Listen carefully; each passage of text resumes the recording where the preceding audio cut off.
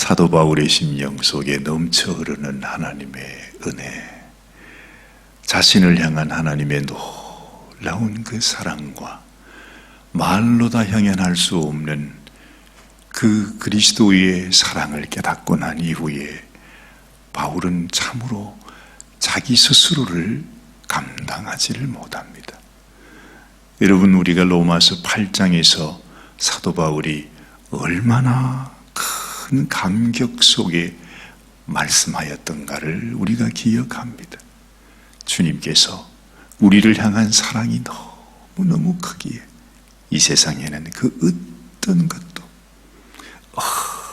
어떤 권세도, 어떤 피조물도, 장래일이든지 현재일이든지 세상의 그 어떤 천사들이라 할지라도, 하여튼 이 세상의 그 어떤 것도 우리를 향한 하나님의 사랑, 그리스도의 사랑에서 우리를 끊을 자가 없다 말했어요. 말로는 표현할 수가 없었어. 정말 우리에게 부어주신 하나님의 그 사랑과 그 은혜, 그것이 너무너무 한량이 없어서 말이죠. 그래서 이 사도 바울이 그냥 감격을 해가지고서 로마서 8장의 말씀을 우리들에게 전해주고 있는 것입니다. 마치 뭐라고 표현할까요? 우리가 왜 몇 해 전에 그 쓰나미라고 하는 것을 우리가 본 적이 있지 않습니까?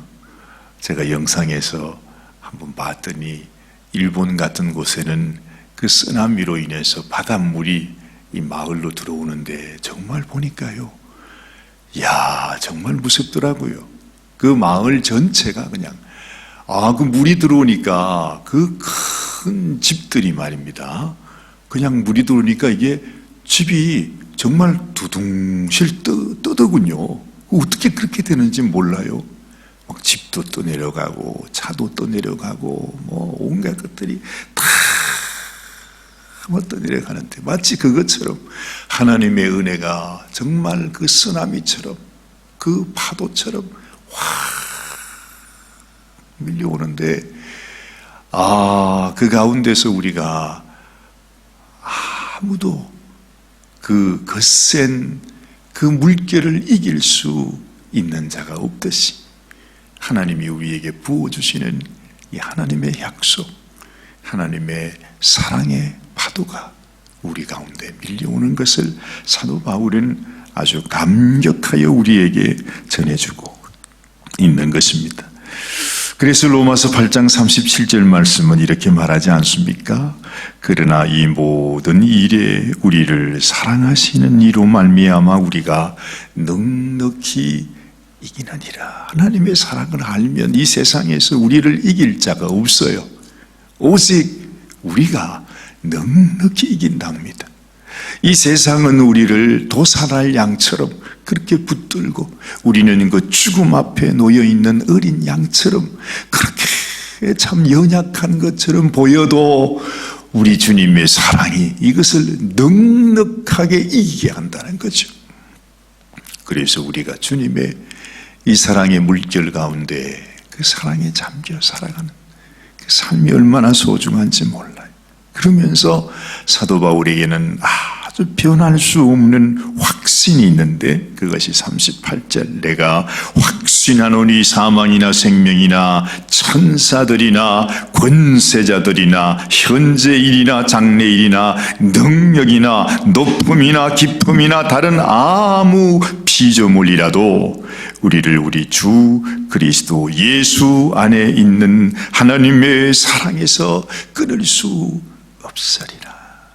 이렇게 하나님이 우리들에게 은혜와 큰 사랑을 부어주셨는데, 여러분, 우리가 하나님 앞에, 하나님 감사합니다, 정말 그 사랑의 물결 앞에 우리는 그냥 거기에 그 물결 위에 우리가 떠내려 가야 되는 거예요. 그 사랑 안에 거해야 된다 이 말이죠. 그런데 어떻게 우리의 심령 속에 이 하나님의 사랑을 거절할 수 있을까요? 어떻게 하나님의 사랑을 내가 모른다고 말할 수 있을까요? 어떻게 이 사랑의 물결 속에서 우리가 그 물결에 함께 떠내려가지 않을 수가 있을까요? 그런데 이 세상에 얼마나 많은 사람들이 이 하나님의 엄청난 이 사랑, 하나님의 놀라운 역사를 보고 듣고서도 전혀 마음의 요동함이 없이 하나님의 복음의 물결과 함께 떠내려가지 않는 심령들이 얼마나 많은지 몰라요. 그 마음이 강팍해져서 말이죠. 지금 사도 바울은 그 가슴 속에서 가장 가슴 아픈 것이 이 놀라운 은혜를 하나님께서 우리 이스라엘 백성들에게, 우리의 형제들에게 하나님이 부어주셨는데, 세상에 이 이스라엘 백성 유대인들이 가장 앞장서 가지고 하나님의 이 은혜를 거절하고 있어요. 우리는 하나님의 그 은혜를 모른다고 하고 있어요. 우리는 여전히 율법을 붙들고 살아간다고 말하고 있어요. 하나님이 주신 은혜는 그게 아닌데, 율법이 전부가 아닌데 말이죠. 하나님이 우리를 위하여 생명을 부어주신 이 놀라운 사랑 앞에 눈을 감고 있는 거예요. 나는 모르겠다고 하는 거예요. 그게 나하고 무슨 관계가 있냐고, 예수가 죽은 것이 나하고 무슨 소용이 있냐고요. 나는 언제나 율법 안에 산다고. 우리가 하나님의 진리를 받았는데도 그 진리를 깨닫지 못하고 순종하지 못하는 이런 영혼들을 보면서 사도 바울이 얼마나 가슴 아파하는지, 그렇죠? 그것이 여기에서 아주 물씬 담겨져 있는 것을 보는 것입니다. 하나님이 은혜를 주시면 우리는 그 은혜로 살아야 돼. 하나님이 우리에게 사랑을 부어주시면 그 사랑 안에 살아야 돼. 하나님이 우리에게 부어주신 놀라운 긍휼과 자비의 쓰나미가 우리에게 왔으면 우리는 그 쓰나미 안에서 그 쓰나미의 물결과 함께 흘러가는 인생이 돼야 된다는 거죠. 근데 왜 우리는 그 하나님의 사랑의 쓰나미 앞에서 함께 떠내려가지 않기 위해서 그냥 고집, 그냥 자기 생각, 하나님의 은혜가 뭔지도 모르고 하나님의 긍휼하심이 뭔지도 모르고 살아가는 인생을 우리가 보게 되는 것입니다. 자, 그래서 이 바울은 이렇게 우리들에게 아주 하소연을 합니다. 내가 그리스도 안에서 참말을 하고 거짓말을 아니하노라. 내게 큰 근심이 있는 것과 마음에 그치지 않는 고통이 있는 것은 내 양심이 성령 안에서 나로 더불어 증거하노니 나의 형제 곧 고륙의 친척을 위하여 내 자신이 저주를 받아 그리스도에게서 끊어질지라도 원하는 바로다. 내가 절대로 그리스도의 사랑에서 끊을 자가 없다고 지금 바울이 얘기하고 있지 않습니까? 그런데 내가 이 그리스도의 사랑에서 끊어질지라도, 내가 저주를 받아서 영원한 지옥에 던져질지라도 우리 백성, 우리 형제, 우리 이스라엘 백성들이 하나님의 이 사랑을 알고 돌아오기를 원한다는 거죠. 얼마나 가슴 아파하는지 사도 바울이 통탄하는 것입니다. 여러분, 사실은 이 사도 바울의 마음이 지금 우리의 마음이 되어야 합니다. 하나님이 우리에게 은혜를 부어주셨는데도 아직까지도 이 은혜를 알지 못하고 살아가는 인생, 하나님이 우리에게 이 긍휼을 베풀어 주셨는데도 하나님의 긍휼을 전혀 모르는 것처럼 살아가는 인생들이 얼마나 많이 있습니까? 우리가 교회에 와서 예배 드리면서도 정말 주님의 사랑이 우리 안에 있습니까? 우리가 주님이 부어주신 그 긍휼의 쓰나미 속에서 함께 살아가고 있습니까? 정말 우리 속에 예수님의 그 사랑과 주님의 긍휼이 나의 삶을 통해, 내 마음을 통해서 나타나느냐 하는 것입니다. 입술로는 주님을 사랑한다, 예수님이 나를 위해 죽으셨다 말을 하면서도 주님의 사랑이 우리 속에 없는 것입니다. 그래서 그저 만나기만 하면 원망과 불평과 시기와 질투와, 그래서 교회 안에도 언제든지 문제가 끊어질 날이 없어요. 무슨 문제가요? 성도들의 마음속에 끊임없는 그런 우리의 마음의 인간적인 그런 생각. 우리 추수감사 주일을 보내면서도 하나님께서 받으실 만한 우리의 제사는 오직 감사로 제사를 드리는 것이다 하는 걸 알면서도 어느 순간 내 마음속에 하나님이 주신 은혜도, 주님이 주신 그 사랑도, 긍휼도, 자비도 그 감사로 하나님께 제사 드려야 된다는 이 사실조차도 잊어버리고 내 마음속에 이 세상의 온갖 것들로 나의 마음을 내어주어 버릴 때가 많이 있는 것입니다.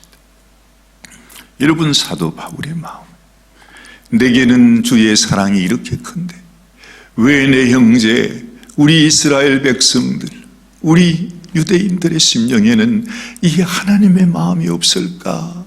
하나님의 사랑을 깨닫지 못할까? 이것이 바로 사도 바울의 고통이었습니다.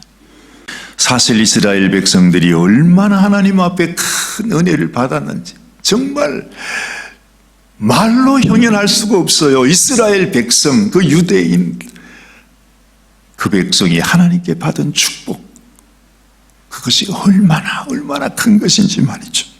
자, 4절부터 보십니다. 저희는 그래요. 바로 그 이스라엘 백성들을 향해 말하는 말입니다. 저희는 이스라엘 사람이라 저희에게는 양자됨과 영광과 언약들과 율법을 세우신 것과 예배와 약속들이 있고 그래요.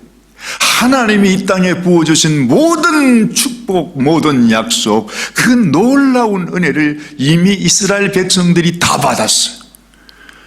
와, 예전에는 이것이 얼마나 귀한 줄도 몰랐는데 이 사도 바울이 생각해 보니 이 백성이 하나님께 받은 은혜, 하나님께 택함 받은 백성이 되었다고 하는, 그리고 하나님께 말씀도 받고 율법도 받고 약속도 받고 하나님의 그 모든 것들을 이스라엘 백성들을 통해서 부어주시니까 말이죠, 그들이 받은 은혜가 얼마나 큰 것인지.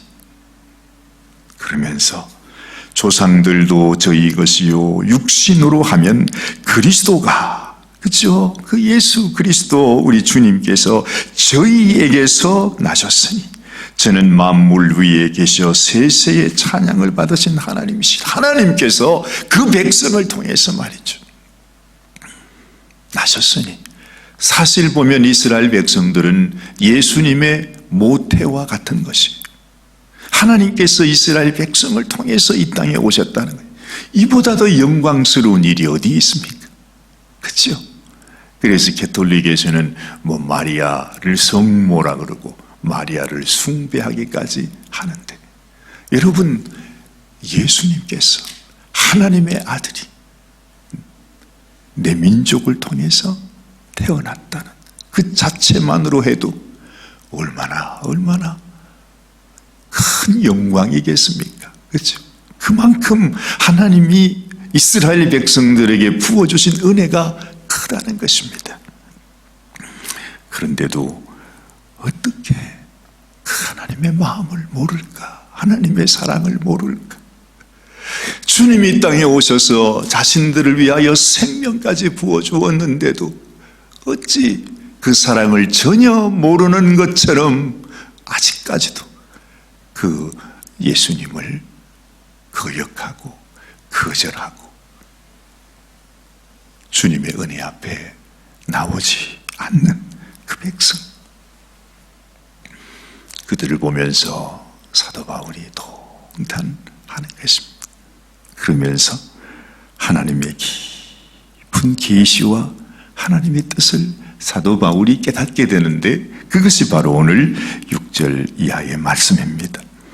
자, 한번 보십시오. 또한 하나님의 말씀이 폐하여진 것 같지 않도다. 이스라엘에게서 난 그들이 다 이스라엘이 아니요. 사도 바울은 여기서 놀라운 비밀을 발견합니다.